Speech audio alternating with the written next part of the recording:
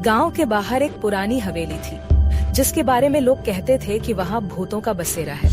कई वर्षों से वह हवेली वीरान पड़ी थी और कोई भी वहाँ जाने की हिम्मत नहीं करता था। गांव वालों का मानना था कि जो भी उस हवेली के अंदर गया वो कभी लौट कर नहीं आया। एक दिन अजय नाम का एक नौजवान उस गांव में आया। वह बहुत साहसी था और इन कहानियों पर यकीन नहीं करता था। गांव वालों ने उसे हवेली के बारे में बताया, लेकिन अजय ने उन बातों को मजाक समझा। उसने तय किया कि वह उस रात हवेली में जाकर गांव वालों के डर को गलत साबित करेगा। रात के समय अजय उस हवेली की ओर चल पड़ा। हवेली के पास पहुंचते ही ठंडी हवा चलने लगी और अजय के चारों ओर अजीब सी खामोशी छा गई। हवेली का बड़ा लोहे का गेट खुद ब खुद चरचराता खुल गया और अजय अंदर चला गया।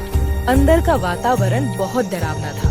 दीवारों पर जाले लगे हुए थे और फर्श पर धूल की मोटी परत जमी हुई थी। अचानक उसे सीढ़ियों से किसी के कदमों की आवाज सुनाई दी। अजय ने सोचा कि शायद कोई जानवर होगा, लेकिन जैसे ही उसने ऊपर देखा, उसकी रूह कांप गई। ऊपर की मंजिल पर एक सफेद साड़ी में लिपटी एक औरत खड़ी थी, जिसके बाल उलझे हुए थे और आंखें बिल्कुल खाली, जैसे उसकी आत्मा मर चुकी हो। अजय की सांसें थम गई, लेकिन वह खुद को संभालते हुए बोला, तुम कौन हो? वह औरत बिना कुछ बोले सीढ़ियों से नीचे आने लगी। उसके हर कदम के साथ हवेली की फर्श चरमराने लगी और अजय को ऐसा महसूस होने लगा जैसे वह जमीन में धंस रहा हो। वह पीछे हटने लगा, लेकिन उसके कदम जकड़ गए। उसकी चीख गले में अटक गई। अचानक वह औरत अजय के सामने आकर खड़ी हो गई। उसकी आंखें अब पूरी तरह से काली हो चुकी थी और उसके होठों पर एक भयावह मुस्कान फैल गई। उसने अपने हाथ बढ़ाए और जैसे ही उसने अजय के कंधे पर हाथ रखा, उसे लगा जैसे उसके शरीर से सारा खून खींचा जा रहा हो।